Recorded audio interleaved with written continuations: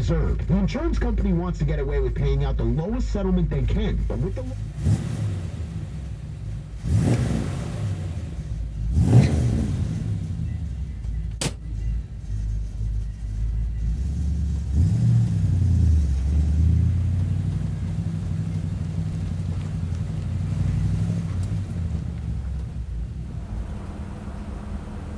All right, everybody, we got a sweetheart of a car here today. 1964 Chevrolet Impala SS. It's a true SS. It's all been documented by GM of Canada. It does have the original numbers matching 327 under the hood, and it's also an original 4-speed car from the factory. All the 4-speed cars had this really handy tachometer front and center here. I really love it. It's a great tool to have. So that's really cool to look at when you're sitting here in the driver's seat. A couple other nice things too are the 2-spoke steering wheel. Just looks beautiful, nicely finished. And then of course this gorgeous machine turned trim that they have here on the dash and then on the center console also. It does have power steering, works easy, and then it has power brakes too. The fronts have been converted to disc on here. And yeah, let's see what she's got.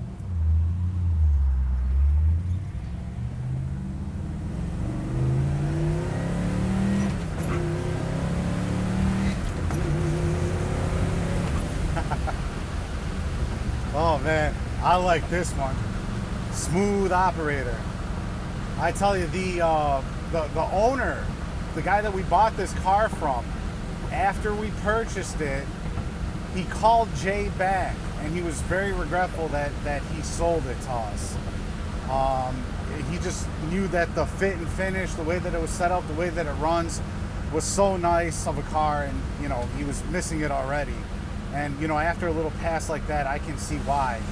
I mean, this thing's just clean and consistent straight across the power band there, and it just runs great.